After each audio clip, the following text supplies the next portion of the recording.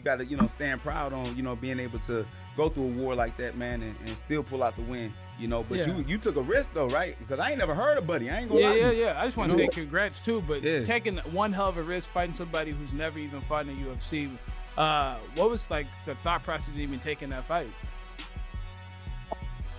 Just want some money. I knew...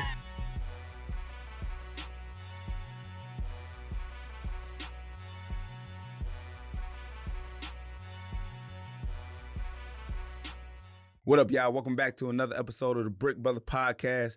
Hey, look, if you're new to our channel, man, make sure y'all subscribe. Make sure y'all lock in. Y'all see this channel is definitely progressing and growing as we speak. So, yet again, man, make sure y'all lock in with your boy.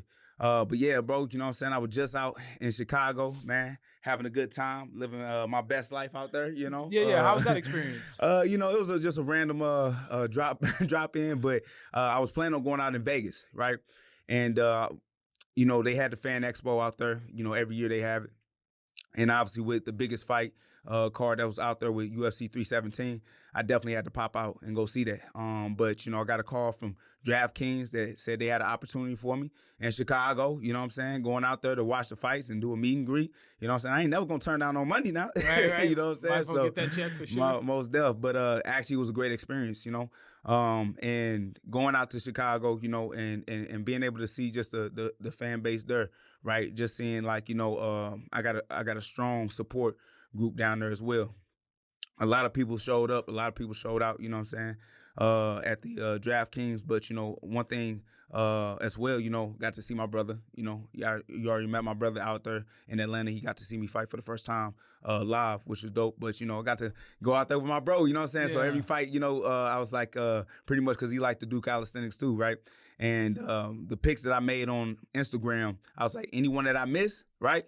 Got 30 of them boys, you know what I'm saying? But shit, all my shit was hidden, nigga, you know what I'm saying? So we just switched it up, man. We did something just a little bit different. So we just picked, just odd workouts, whatever happened in the fight, whoever got knocked down, whoever took somebody down, just putting odd bets on stuff like that.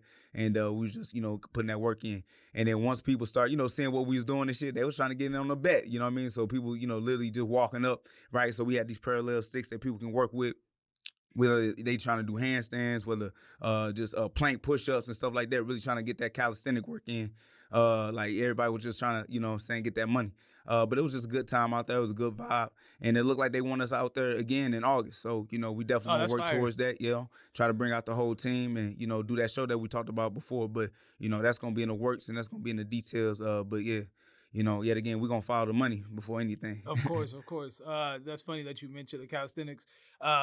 You did get most of them right last night. You and I had a little... Hold on, but I got to say this, though. It's crazy how, nigga, like, you do know, like, the halos on the people's head, like, those are the losers, right? Yeah. That's kind of common sense, right? Yeah. People thought those were the winners. They like missed all of them? Yeah. So everybody was like, man, you trash right now, man. You losing, da-da-da-da. I'm like, bro, like...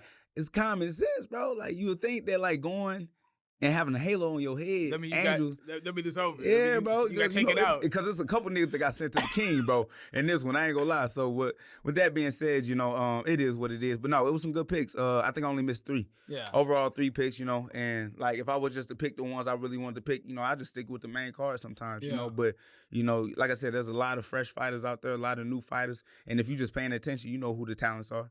And the majority of fighters that I did pick did, get their hand raised that night, which was cool. We It did a good ain't like job. I can bet no real money. Exactly. We did a good job. I only missed 2. I missed, I think Vivian Araujo, I had her picked, and then I picked Charles.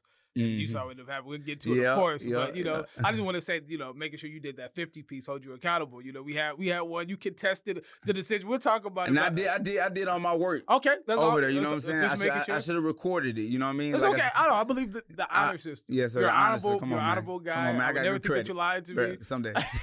So I'm just saying, I just want to make sure that happened. I heard you said, calisthenics, push-ups, all that. You owe me 50. The 30 didn't take away from the 50. I got you. But you got mine, though, then, too, then.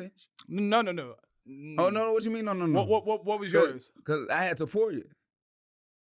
Okay. Did we not bet on that? Because I believe we bet on that. I have to run the tape. If we bet on that, I'll do it. Yeah, I think we bet on that. Hey, I'm the type of guy, I told you in that Chandler fight, I did push-ups, and I didn't even have to. But you telling me that you ain't do it, though? I don't remember that bet. I do remember that bet now. Nah, I don't think I put that on that. You ain't put that on that? No. You tried to get me to bet on Moicano, him taking a shot. I said, hell no. Oh, yeah, that's one issue you didn't want to say. I said, absolutely not. But I give you Royval and Van. That's what I ended up saying. But I'll run it back. I'll rewatch, make sure. Okay. But look, I feel like, those fights was crazy, but, we short on time, man. I think we got a special guest we got to get to pretty soon. Yeah. Yeah, okay. Well, while we was out there in Chicago, you obviously had the UFC 317 going on, but the Jake Paul versus Chavez fight, those some big fights going on too, right? In the boxing bouts, paying attention to what's my man named Floyd, the one that got sick and he was supposed to fight Shakur. He came back and fought Trevin Farmer. He got a nice knockout over Trevin Farmer, and I ain't gonna lie, Farmer nice. And for Floyd to go out there and do what he did against a person like that, I think in like the first round, that was very impressive. So you had a lot of great boxing matches out there. I believe Holly Holmes fought that night as well. I don't know if she got her hands raised or not. I was watching the UFC, so I didn't see much of it. I saw highlights of Jake Paul. Yeah. He looked good, and I wish Chavez Jr. picked up the activity a little bit more. It seemed like he was coasting his way, and when he threw, he was actually effective. But, Jake Paul, he got to fight somebody his own age, man. Now we get to the point, it's like... Nah, I ain't trying to hear that, man. Chavez, man, was bullshitting. Nah, you be calling everybody in the UFC, he's 39 years old. Man. You got to fight somebody. You got to fight somebody more your age at some point. So now he, another legitimate boxer at least. Now we got to start working our way to something that's more... reasonable as far as competition and adversary. That's my only thoughts about it. Right. But he looked good though. I can't take away from his performance. And that's the thing. Both of those fights were going on at the same time, so it was hard to pay attention to both the UFC 317 and both the boxing. But with just the boxing alone, man, that boy Jake Paul doing this thing, man, with the MVP promotion, man. So. The numbers going up for him always. And like I said, man, with him just increasingly with his name and putting on for, all these, different boxers and giving them an avenue, I don't know if you've seen it, but my man, talking about helping out Ben Askren, what I'm saying, with his situation in the lungs, right? And, his staff hit his lungs, so now he got to get a lung transplant. But, he talking about, raising money and donating for him. So, yeah, Jake Paul, I mean, it's hard to hate that motherfucker. No, I don't dislike him at all. Yeah, I tip my cap to him. Like I said, the performance I can't argue against. Now, at some point in time, you got to stop fighting. Well, maybe journeyman isn't the right word, but people, to build yourself and now fight some reasonable competition. It's like, at what point in time do you say, I want to continue to do kind of side quest, or do you want to be a legitimate boxer? Because at some point in time, you have to fight relevant names in the sport of boxing. Nah, 100. So that's my only critique, but what he's doing for Ben Askren, what he's trying to do is very, very honorable, and I commend him. Tip my cap. Yeah, man, because I'm looking for that little check too, man, on that boxing side, Right? Yeah, man, it's gonna be a big opportunity for everybody. Chicago was a great trip, They got fights coming out there pretty soon. You got Duplessis and Hamzat that's gonna be on the main card of that one. So it's gonna be nice to go out there, man, and see what Chicago got to offer. I know they pretty much waiting on another card to come out there, because I can't remember the last card that they had, but they've been waiting on it for a minute. And for me to go out there, man, and see what yet again what we can do, I feel like it's a great setup, right, for me to build that fan base for myself. And just really be like, okay, this is another spot where we can fight, Definitely. You got, St. Louis here. I'm always going to be rocking, but right across, the water, man, we got Chicago. So No, for real. One day you and Bilal, that'd be kind of dope too, right? I think that sounds possible, you know what I'm saying? So, but Bilal looking for, Kamal Usman. He ain't been chirping my name. That boy is excited that Kamal Usman got that win. I ain't going to stunt. But at the end of the day, I really feel like there's a lot of potential great matchups, and regardless of it being main or co-main or whatever, I always know I'm going to steal the show no matter who I'm going up against. But there's a lot of great opportunities, man, when it comes to, the Michael Morales, Carlos Prates, Shah Cots out there, Like, there's a lot of different potential people that we can fight. But it's just like the timing wise, of course. Having the timing, being able to, piggyback on what we learned off on the Usman fight, right? And then taking it to the fights that we got coming up in the future.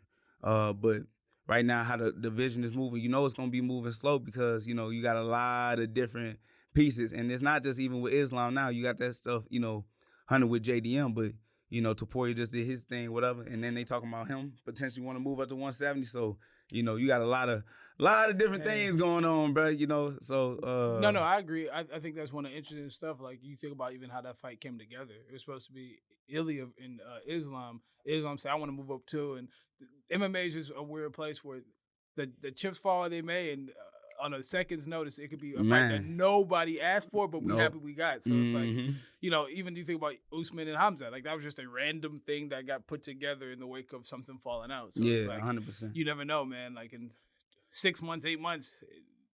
Bro, and that's the thing. So, like I said, bro, we got time, and I'm in no rush, bro. I'm in no rush to see, what happens, because my thing is, getting back on that win column. That's the only thing that matters, right? Getting back on the win column, man. Getting back, in the cage, bro. Filling that canvas, because I ain't gonna lie, man. 317, bro. Yeah. Got me hyped. You know what I'm saying? Course. Seeing a lot of those guys, man, do what they did. I'm like, bro, okay. I know I could do the same thing. I know I could show up in the same type of fashion. So, but I just got to prove that, man, get myself prepared, man, be ready for everything that comes, and shit, we'll do that. Yeah, we have one of the greatest heavyweights on God's green earth, number 4th ranked heavyweight, Curtis Blaydes. How you doing, brother? I'm doing good, man. Man, we happy to have you on the show, man. Appreciate How you feeling? Appreciate it. I'm all right now. Initially, after the fight, I was hurting a little bit. I never had like a actual war like that. A split decision. That was my first one ever. So I forgot what that it feels like to have a war, to go back and forth. And I don't get hit that much, so I forgot what it felt like to get hit like that. Nah, I got you, man. But you got to stand proud on being able to go through a war like that, man, and still pull out the win. But you took a risk though, right? Because I ain't never heard of Buddy. I ain't gonna lie. Yeah. I just want to say congrats too. But taking one hell of a risk, fighting somebody who's never even fought in the UFC. What was like the thought process of even taking that fight? Just wants the money. I knew the guys like around me, ranked above me and like right below me, they weren't available. I didn't want to have to wait until July, August. Who knows? I just wanted to make some money. Hopefully I can get in another one before the end of the year. Okay, I love that. So who you thinking about, man, in that next fight, man? You already been, or you don't even care? Just run that checkup. No, definitely. I want somebody ranked above me. I know I need a win like that in order to get another title shot. So I'm looking at either Volkov or Gan, but they're probably going to give Gan a title shot. So I'm hoping it will be Volkov. Hopefully we can run that back. I know he wants revenge for that. Yeah, okay. So you trying to let him get his get back to try to get him to, pretty much bait him into getting a fight with you, yeah. Huh? No, I like that. He's above me right now, so like it makes sense. Right. Okay. What's Volkov last fight? Gone. Oh, it was gone, and he lost that one. Okay, Yeah. so yeah, bro. So you need to come and get a win, and why not try to get a win back on somebody that already beat you, right? Exactly. So I like that. I like that plan, man. But no, man. I'm like I said, man. I'm happy that you're on the show right now. You one of our what is it? Our 4th UFC guest on here, man. So just want to say appreciate it, man. So this is something that we've been growing and building into, bro. So we're gonna keep it going, But what have you been able to do, after getting the victory, getting your hand raised, man? I know you said, kind of got beaten up, man, but anything to celebrate? Anything that you got to do to pop out? Yeah, me and my wife were going out to Japan in a few days. We leave Wednesday evening. We'll be out there for 8 days. Oh, okay. That's what's up. What part of Japan y'all going to? We're going to hit up Tokyo, and then we're going to go to Okinawa. All right. I ain't never been, man. I'm definitely got to travel out there for the one time. For sure. That sounds amazing. Just to go back a little bit, I feel like in your career, you've always taken on any challenge in UFC's thrown at you. You fought Francis Ngannou twice. You fought the champion Tom Aspinall twice. What makes you take on any challenge at any time? putting yourself above everybody else and taking whoever they give you? I think it's a combination of two things. One, I believe in my coaching. I believe in my work ethic. I believe that with my wrestling and my striking, I'm a problem for everybody. So that gives me I have a chance to beat anybody. But it is heavyweight, so we all swing heavy. Of course. It doesn't take more than just one punch to end it. But I do believe in myself, and I've been around guys like Drew Dober, Neil Magny, guys like that. They always take whatever the fight is. They don't pitch and moan. They don't ask for the perfect matchup. They just accept it and they go fight, win or lose. And I've been around them for like 9 years now, and maybe it's a little bit of osmosis. I got this mindset of why wouldn't I take the fight? I got it from them guys and my own belief in myself. All right, man. Respect. Shout out to those guys. No, for sure, man. Because, I mean, with that being said, like, when you take more fights, you get more opportunities, right? You move up, the ladder faster, And even if it's a risk that, like, even if you win, it does take you somewhere because it just shows that you're willing to fight whoever and whenever, you know what I'm saying, to really put on for the promotion, But with the Volkov win, and everything of that nature, another question that we'd like to ask, you see with the heavyweight division and what's going on, Tom Aspinall is now the new heavyweight champion, right? And John Jones just just retired, right? So he vacated the belt. What do you believe about John Jones' retirement? You know what I mean? And how do you feel about that? And then as well with Tom Aspinall now being the heavyweight champion. What's your thoughts? I wish that John would have handled this a little better. You would think a guy who's been a professional, who's been in the UFC for 18 years, you think he would handle media stuff like this a little better. I wish he had. I think he knew he wanted to retire after the Stipe fight. I think he should have just taken off the gloves and did the whole. It would have been respectable. Everybody would have like, "Oh my God!" It would have been how you do it. That's how GSP did it. That's how Habib did it. That's how the greats. That's how they do it. They don't do this long, drawn out, like, oh, I might retire, or I might not retire. It almost reminds me of I don't know if y'all into NFL, but it reminds me of Brett Favre when that's he was what on the I said on the last show. Yeah, that's what it reminds me. And you see all the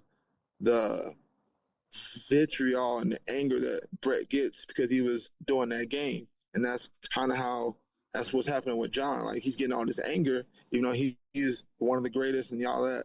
But how he handled it, had he just handled it the way he's supposed to and just taken off the gloves, I think he'd be viewed in a more positive light. On Tom being undisputed, I think he's earned it. I think even him taking the fight with me last year, he didn't have to do that. That was a risk. He didn't have to do that. And like you was saying, that just shows the company that you down to scrap whenever, whoever, and they like that. So I think it only helps him, and I'm looking forward to who he gets. I'm hearing he's supposed to be on this card in November in at the Garden. So I think they already got the matchup, and I'm excited to hear who it is. Okay. Oh, so they haven't announced the name, huh? Nah. Yeah, bro. Okay. Go ahead though. Well, no, I'm just curious. Since you do have experience fighting both Tom Aspinall and Francis Ngannou, if that fight were to happen, because outside of you fighting for a title, I don't think that many names make sense. And of course, I don't think Francis is going to join the UFC. But if those two were to fight, how do you see that fight going? If I'm going to be Eddie, man, I'm going to put my money on Francis just because he has the reach. He can hit you from like 8 inches away from where you can hit him, and that's a huge benefit, especially at heavyweight. I don't know how Tom would be able, like, you just gotta survive. And I think maybe if he used the wrestling, but we haven't really seen him use his wrestling, so I don't really know how skilled of a wrestler he is. And Francis, he showed in his fight with Gane that he can wrestle a little bit. I don't know. It's not hard to wrestle against Gane, but he showed he can do a little bit. Yeah, so I'm going to go with Ngannou, but I would not be shocked because it's heavyweight. Like we said, it only takes one punch. I believe Tom has a path to victory, but if I was to bet, I put my money on Ngannou. Yeah.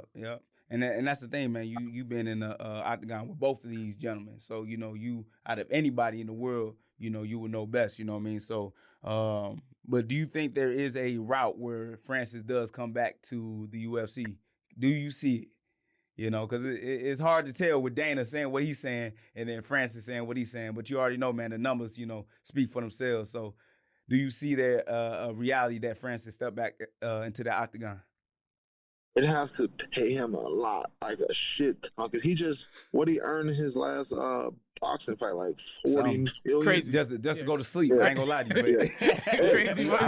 Woke up to some good money. Right? But I don't know. Like if I'm Francis, like you need me. I don't need you. You need me. So you gotta make me an offer that I like. And I don't see Dana. I don't think he likes doing that.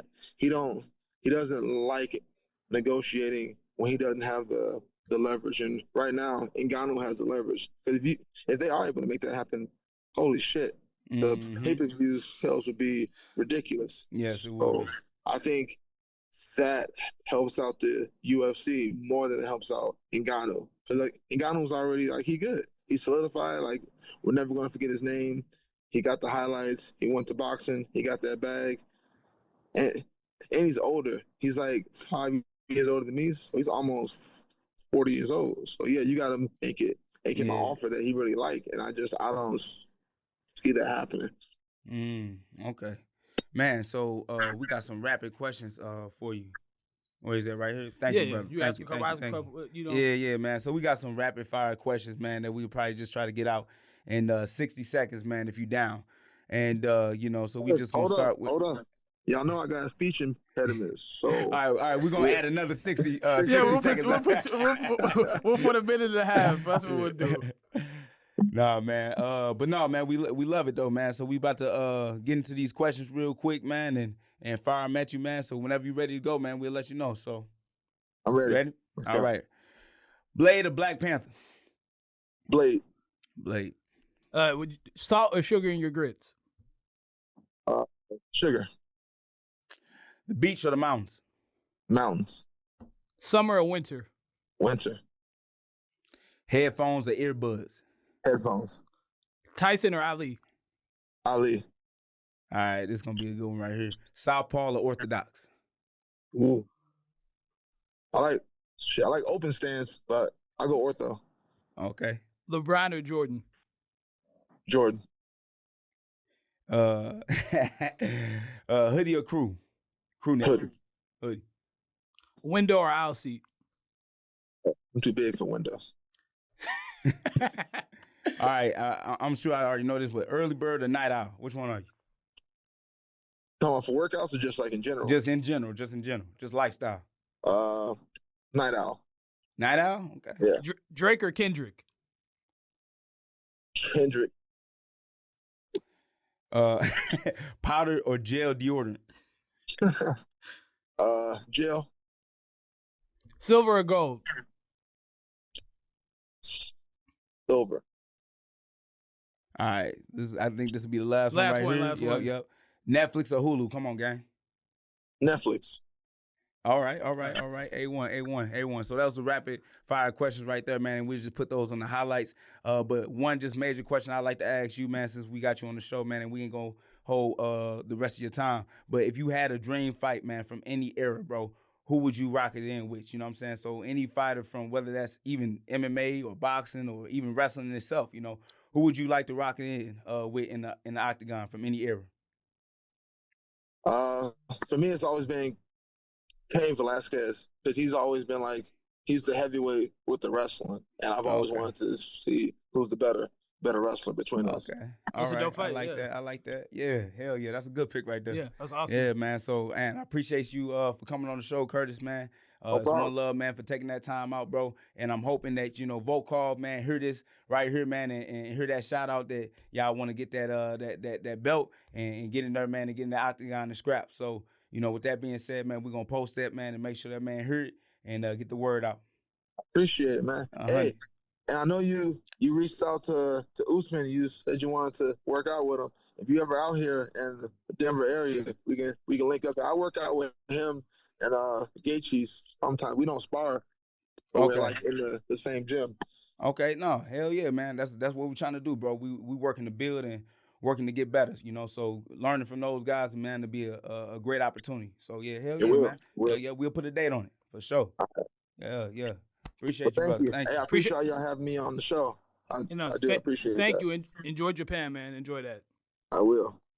No, I like that fight for Curtis though, man. Volkov. I think that'd be a dope fight, And that's dope. And honestly, I didn't get a chance to tell him, but I think he could run it with Tom. I forgot in the first fight due to the controversy or not. Mm-hmm. He ended up beating Tom. Tom was injured. There's not, like I said, there's not a lot of names that really make sense for Tom Aspinall. Mm-hmm. If I'm the UFC, I think that makes perfect sense. Nah, he got to win. Regardless of how it happened, he got to win. Tom has a win. Why not run it back? Yeah, 1-on-1. You hear me? So, obviously, we know there were some gigantic fights last night in the UFC. UFC 317 wrapped up. In that first fight, we had, obviously, Ilia Topuria knocking out Charles Oliveira. What were your thoughts on that fight, man? Like I said, man, we was out in Chicago, bro, and I ain't gonna lie to you, boy, a lot of Charles Oliveira fans, man. I'm talking about they was, had the T-shirts, man. They was, had their little betting tickets, everybody was shouting out, the favelas, for sure, for my man Charles Oliveira. And with the big, what was that?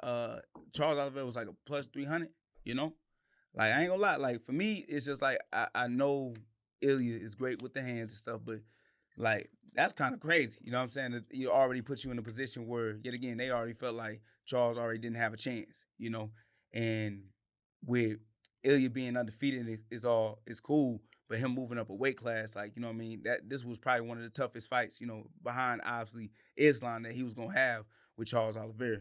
But you can already see, like, with the odds, right? You know what I'm saying? The confidence that they have in Ilia Topuria. But regardless, though, man, just seeing how the fight played out, I ain't gonna lie to you. From the beginning, besides just even walking out into the cage, my man had a victory dinner.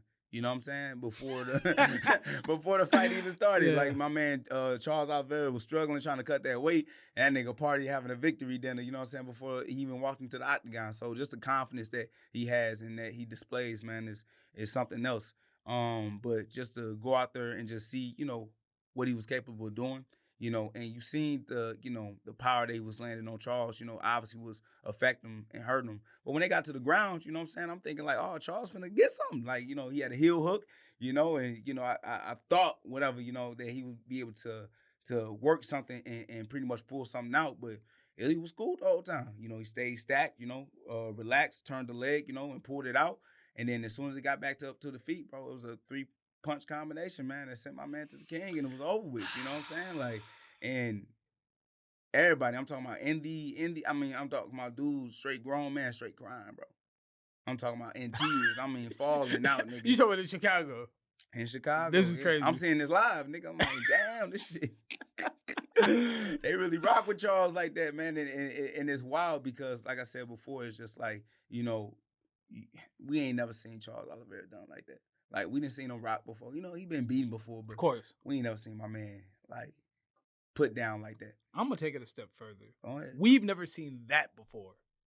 This is funny because when you give people props, some of the youngsters, they call it glazing or, riding. This is nothing that like that at all. For me, what Ilia Topuria was able to do, I forgot he fought Jai Herbert, and Jai Herbert, low-key, had more success than Charles Oliveira. And Charles Oliveira is an all-time great lightweight. You talk about him beating all those guys, Michael Chandler, Dustin Poirier, Justin Gaethje, and a guy from 145, I almost said essentially making his debut. Like, okay, let's be honest. He took a random side quest with Jai Herbert, and then you just say, I'm going to fight one of the greatest lightweights, especially of this era, but ever. Mm-hmm.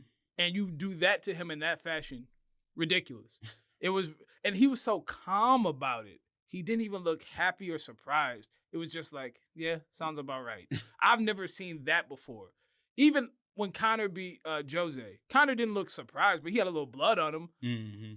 Ilia made it look effortless. And Charles Oliveira, we've never seen anybody do that. Yeah, that's different. That's very different. Yeah. The time frame that he did it in, under 2 minutes, bro. In 3 fights, combined 6 rounds. Man, like I've never seen that before. Like, so I guess my question is, where do you put him as far as, I mean, just all-time greats in general? Like, as far as his body of work leading up to that, you got to think, all these guys he's doing this to. Holloway was seen as the consensus greatest featherweight. Knocks him out. Nobody had ever knocked out Holloway. Then you have Volkanovski. Destroys Volk. Charles Oliveira. You never seen anybody really do that to him. Knocks him out cold within a round. Like, as far as we say, first 10, I think that was his 9th UFC fight.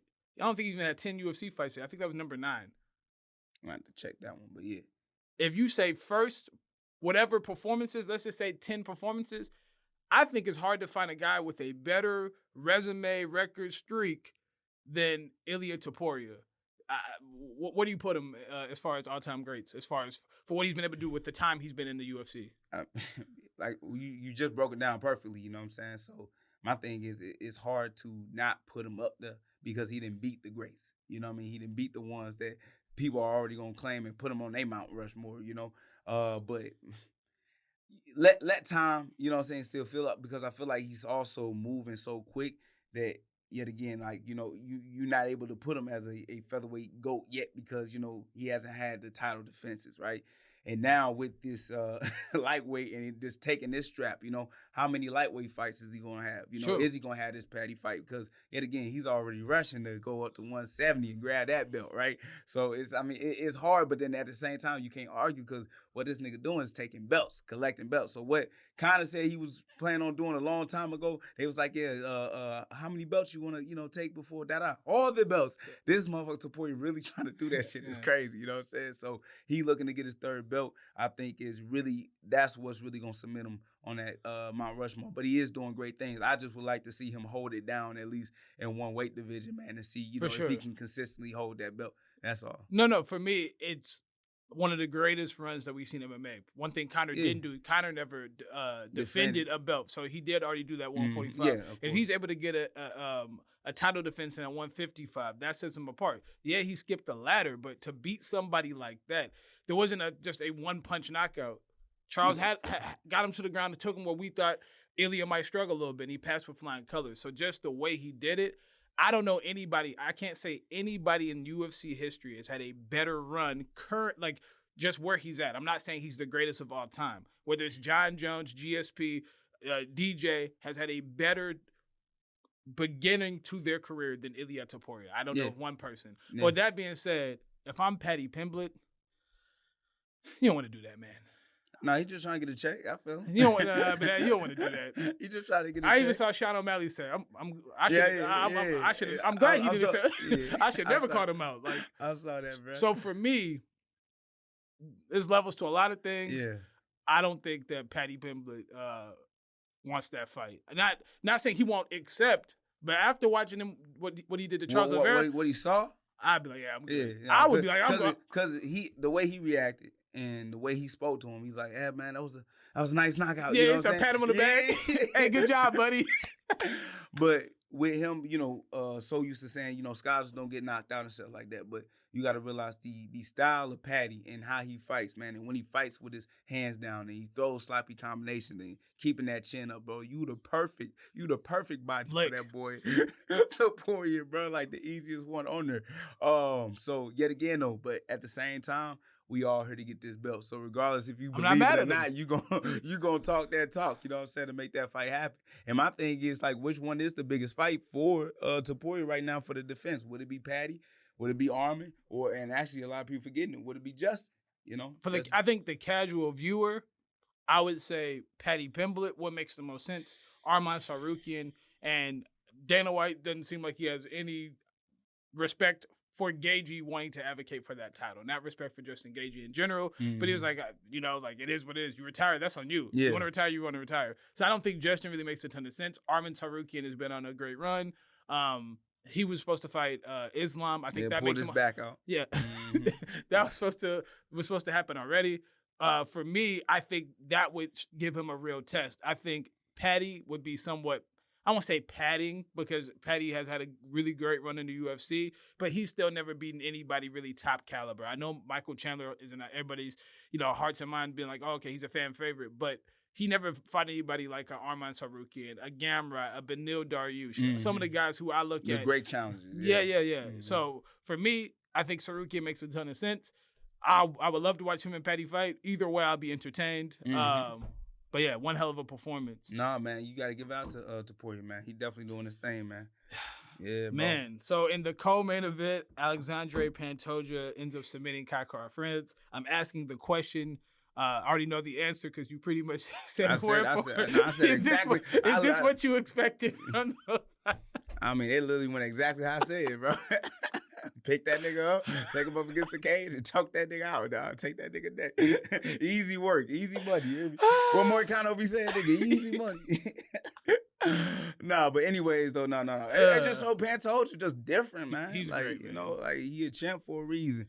So with that being said, Pantoja, definitely showing how dominant he is and looking for these young and hungry guys, So I'm glad that the next fight that they got, coming up, right? It's really, it's gonna be a challenge for the next young dude to come up there, but it's something that I believe Pantoja needs to earn the respect of the fan, but which I think he really do have, man. But that just showed, man, like my man really bout it, like just going out there, man, getting that finish, man, and working how you working, bro. Like this dude, like should start getting his clout, man, more for being a world champion, So his name should ring with a lot of other guys up there, for real. Dude, like that performance yesterday was just sound textbook. I don't know what the scorecards were, but it could have been 10-8 to multiple rounds. I don't think Kara-France really had any moments or any success. Wasn't a very competitive fight. They struck for a little bit. Kara-France was really never able to get anything going. And then in the grappling exchanges, he got out-scrambled. He got controlled. And then as soon as he found his moment to get that submission, it was locked up. Like, you have a great performance when you start to forget about the all-time greats. I was thinking, like, damn, is Pantoja the greatest flyweight of all time? And then I'm like, damn, my dumbass forgot. Demetrius Johnson does exist. We'll get to that in a second, but one of those career-building performances where it's like, without Joshua Van getting that victory last night, I don't know what would really have made sense for Pantoja. I guess question leading to that is, what do you think about that potential matchup with Van and Pantoja? So just going back into it, right? Like, you see Pantoja and the work that he been putting in, but it seems like he just don't get the respect that deserves. Boy, the type of fight that Brandon Royval and Joshua Van put on, right? Like, nigga, that was the type of performance that it could be fight of the year, Yeah. And them going back and forth, man, and them lands and them shots and them significant, bro, punches, bro. I ain't gonna lie to you, man. I'm surprised that somebody didn't get sent to the king, because for the first time, almost is true. But just the power that Van has, bro, was on display that night, and people see that boy as a threat, right? And, and I'm not saying, because obviously the boy improved himself, man, with being the most active within 2 years, even with a couple losses, man, he's still getting those wins and still taking up challenges, whatever, and then took a fight from, knocking out Bruno Silva and then getting a fight, with Brandon Royval within 2 weeks, right? Like, the boy got talent, and I believe that the perspective is that this is the next kid to be the world champion. And with that being said, this fight, once Pantoja do what he do to Joshua Van, that's why I think my man gonna really, start to shine and start to blow up like he should. That's just my personal opinion. And I just love the matchup because yet again we need those young, young bucks. Bucks, man, hungry killers, man, in the game. But you gotta be able to sell a fight, and I believe because I'm not trying to be mistaken, but did Pantoja ever have a main event? I think so. Okay, I think so. Don't quote me on that. Yeah. But this is a main event fight. This ain't no co-main. You know what I mean? I agree. I believe Joshua Van and Pantoja definitely pay-per-view main event. You know what I'm saying? With this one, just because of the hype of the fight that they finna make this. Did him and Moreno have a main event? That's what I think, but don't quote me on that. That's what I thought. Him, Pantoja, and Moreno, but maybe I made that up. I guess my question is closing out with, Pantoja's amazing performance. Is Pantoja the second greatest flyweight of all time? Is that pretty much consensus? Did he hop over the Benavidez's and everybody else of the world? Where it's like he's clearly the best flyweight, second best flyweight. Like who would be your list? Obviously, you got DJ. DJ. You ain't gonna put Henry on that? Obviously, that's what I say. Obviously, Henry. Man, flyweights is tough because you have one guy just dominate the entire era, and then you get somebody's a champion for a second. I mean, Joseph Benavidez is right there the whole time. Maybe him, and then I think Pantoja's probably number 2. I think DJ here, Pantoja here. What do you think that Pantoja could do by beating somebody like Van? And I mean, he's already kind of cleaned out the division, to be quite honest. Yeah, no, well, that's what I'm saying. So it would have to be somebody at the bottom, and you already know it's levels to this, right? And the one who was working his way up from the bottom is Joshua Van. And they gave him the opportunities, right, that was necessary. And he took them to get to the position where he is. But yet again, there's always another young, hungry fighter out there that's willing to make their name. And that's what the UFC going to have to do. They can't just keep making the same fights, right? And even Pantoja said, bro, I don't want no more rematches, bro. Just keep giving me some new names, and that's all I care about, right?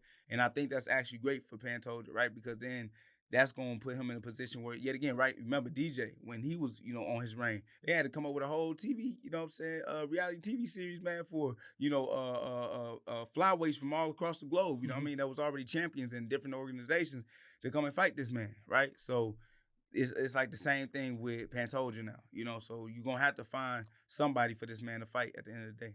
All right. Joshua Van, we spoke about it. We already know he got the decision victory over Brandon Royval. What did you think about that performance? How did you score? We spoke off cam. I know you, thought the fight was closer than some might have thought. You just want to share your thoughts and opinions? Yeah, man. So with Brandon Royval, I really thought he did win. Even though he did get dropped in that last round. The numbers just never lie, but with Joshua Van, bro, just being tough, man, eating him, and putting pressure on Brandon Royval the whole time. And be honest with you, it wasn't no mixed martial arts fight, nigga. It was a straight, boxing. Nigga. Boxing match with a couple kicks. With a couple kicks, just a little sprinkle of kicks in that bitch. But other than that, man, they was all just landing straight to the chin. So with that being said, man, like I said, they put up a great fight. I feel like one person would land, a good fury of punches, and then the other person would just come back and land their own, right? So rock'em sock'em robots in this bitch, you know what I mean? And a lot of those punches were clean, right? So the only thing about Brandon Royval, I just felt like he didn't have enough power, you know what I mean? He didn't put the shots that was gonna sit Joshua Van down. But you seen with Joshua Van when he throwing, right, and the type of damage that he's landed, right, and he hurting, Brandon Royval, but he tough, bro. Like he stayed in there as long as he could, you know what I'm saying, to really kind of deliver his own. So man, I mean, just a tough fight, bro. To be honest with you, and it was fun to watch.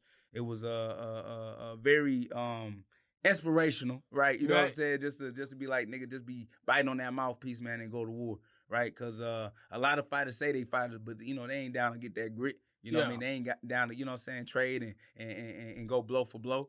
But with that being said, I think it was just an exciting fight for the fans to watch, man. It's definitely gonna be fight of the year. I don't give a fuck what nobody say. Ain't nobody finna top we that. We thought Sadikov and Moda had that wrapped up, and but they went 2 rounds. But 2 rounds. Then Moda went to sleep though. But then right around the corner, you see that performance, man. Yeah. Piggybacking on what you said, I thought that nobody's stock dropped in that fight. Yes, your ranking is going to be hurt. You maybe get half your check, but who knows with a performance like that? Maybe the UFC takes care of you. The locker room, what is it DC talks about? Yeah. No, they did take care of him. So Brandon Royval got his winning bonus. That was a hell of a fight. So with that being said, I was saying this as the fight was going on. Even though Royval picked up the activity in the second round, I think first round clearly goes to Van. I thought it was quality over quantity. When Royval would land, it's not even just hitting hard. It just wouldn't land as clean. You would notice that Van was kind of moving with the shots. The face always tells the story, too. Nah. So let me pause you right there. That nigga face was jacked up. It was, but not... And then when he went to go see Pantoja, I don't know who cleaned his ass up. See, girl, you did your thing, boy. She put that makeup on that nigga, had him looking clean like he ain't just went through a whole 3-round war. That shit crazy. But every single time Van would land, it would just land cleaner and a better placement. It's not just landing, it's where you land and it's landing squarely. Like the shots that Royval was landing sometimes would be kind of sliding and glancing blows, where Van is landing perfect connection. Like, I don't know if I've seen more perfect connections besides in the main event last night. You know what I mean? Like, he was touching Royval and everything was landing with good force, good power, which shows the heart and the conditioning that Royval had. So, for me, I had it probably all 3 rounds for Van. I don't think that, especially in that 3rd round, you getting dropped like that and nearly finished. Like I said, that's what lost in the fight for me. That's it. For me, I had all 3 rounds for. That's cool because that's the nigga you had picked. No, it had nothing to do with it. Like I told you, Royval, as great as he is, you know, he seems to kind of sometimes have those moments. But yesterday, no, he was undeterred. I can't even take anything away from him. I didn't have a horse in the race. I mean, 50 push-ups are 50 push-ups, but I didn't have anything against Royval getting a nod. I just had it for Van. Great performance. I guess my question is, short window, I don't think that he'll be able to surpass what John Jones did, but do you think that he can join that 23 club being one of the youngest champions in UFC history? Do you give him a chance in that Pantoja fight? He doing a lot of great things. I'm telling you, Joshua Van doing a lot of great things. But the person that he got in front of him is going to be a hard dude to do that against, you know. But not rooting against him, you know, it'd be nice to see. He's also like 20. So you already know John Jones won it at 23 as well, but he'll be 23. So what would be the age gap in between that? Van's birthday is in October, so he have literally a very short time. I think John Jones did it 23 and 8 months. Okay. I'm not doing the math right now, but October October's pretty close around the corner. So I don't think it'd be possible for him. It wouldn't be in time. It wouldn't be in time. But he can still do it at 23, which is still impressive. And then not only that, but be the youngest flyweight. Yeah. Right. Which would be incredible. So, but no, I'm gonna just keep it a buck. Nah, he ain't gonna be able to do it. I'm not betting against Pantoja at this point in time. So, you know, we'll discuss it once that fight is actually made. Then we had Beneil Dariush getting the victory over Money Moicano. Yet again, just your thoughts on that fight. I'm glad I didn't take the bet because Moicano was shooting off. But I knew it. That was easy money for you. You thought you were gonna trick with the easy money play. Absolutely not. But great fight. Yeah. I was surprised somebody didn't get finished. Can't close though. Beneil was almost landing them, rocking them motherfuckers, boy. Beneil got dropped. He did. But it was a little flash though. He threw that little cross. Yeah. But regardless though, Beneil, I mean, it just showed like the levels. And then also, I love that, you know how you say 2 grapplers turn to strikers. And even though they was banging in that first round, you know, we started to see some grappling situations, bro. You know, what? No, Moicano, I blame him for that. And the only reason I say that, Beneil Dariush seemed like he forgot he knew how to grapple. He was just kickboxing. And then Moicano shot, and then Beneil's like, fuck it, I'll just take you down over and over and over again. And I think that was probably some of our best work because we pretty much gave a very accurate portrayal. As I said before, Beneil Dariush is a grappler. You know, Moicano more of a jiu-jitsu guy. Beneil is a really good wrestler and jiu-jitsu together. And he's a great scrambler. And I knew that wouldn't lend itself to being in Moicano's favor. So I thought he was going to try to avoid grappling as much as possible because obviously when somebody has that good of wrestling and jiu-jitsu together, you're always kind of a step behind because, you know, wrestling isn't Moicano's first thing. And Beneil, you know, obviously been wrestling for a long time. And then he's really good with the jiu-jitsu positions as well. And that's just kind of how the fight played out. I thought Beneil would eventually get the finish on the feet and, you know, maybe TKO him. But, you know, I think the fight kind of went how we expected. No, 100%, man. But it just shows you, bro, like, why they pick Moicano, bro, to fight Islam. No, for real. That make me ass. They just needed somebody. But they couldn't call, you know, Beneil. Beneil could have fought. He was ready to. He made weight too. Right. Good question. But what's next for Dariush? Be honest with you, I think let my man get up there to fight for that belt too. Yeah, put some respect on his name, right? Yeah, bro. Jesus Christ, he was the underdog in that fight. I'm thinking, how if I could bet on fights? No, I'm no disrespect to Moicano. This isn't because his skills. It's just the matchup, easy money. Like it just, but like they're very similar in styles. On the feet, they're both a little reckless. Moicano just doesn't seem to have quite the same power, even though he ended up getting a drop. On Beneil Dariush, and then grappling. Moicano's a great jiu-jitsu guy, especially for mixed martial arts. But like I said, Dariush is just a little bit more complete when it comes with the grappling, wrestling, and jiu-jitsu together. So put some respect on Beneil Dariush's name. Yeah, I think it's time to because my thing is before my man head out, because he ain't fought for a belt yet. No. Nah. They made him fight Oliveira and Sarukia. Man, they just put him through murder as well. Like, so yeah, let my and Michael Chandler could fight for what? I'm not trying to pick on Chandler. Come on. Okay. Well, just in case he said he ain't trying to fight nobody though. He said unless it's for the belt. It's Topuria or it's over. He gone. Damn, who could Beneil? Damn, it gotta be somebody. Ooh.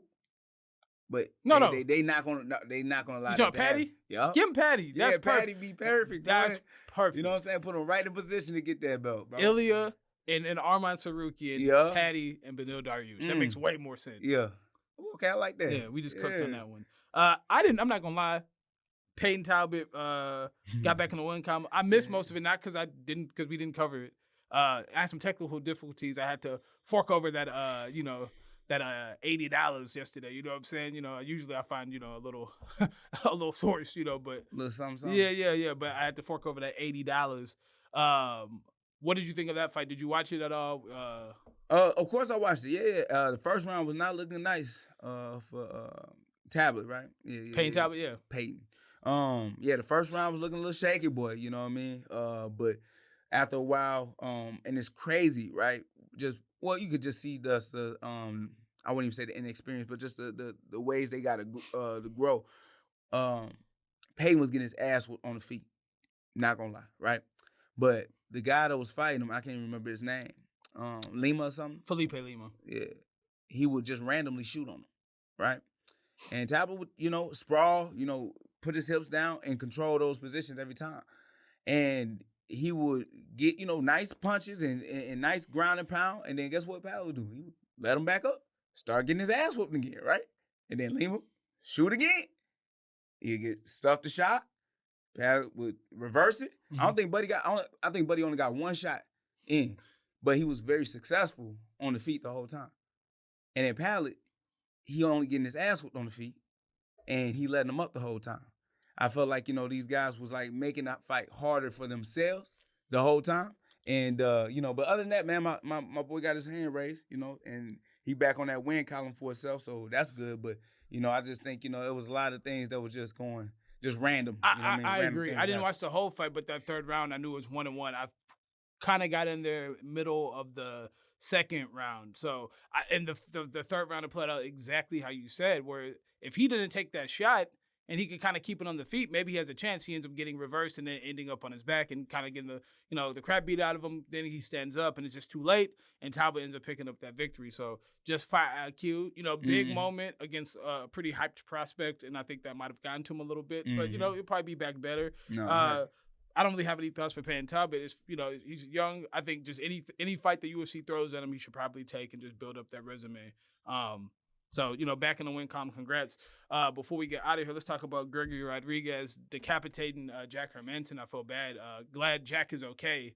That was a scary knockout. Lord. I know they're like Herb tried to stop it, but it seemed like Herb just let it go on a little too long. Like, yes, eventually he tried to grab him, but immediately. Jack Hermansson had hit the canvas and he rolled back. Like, Herb wasn't even on the same side. That nigga was all the way over there talking to the ring girls or something, man. I don't know what was going on. But that knockout was.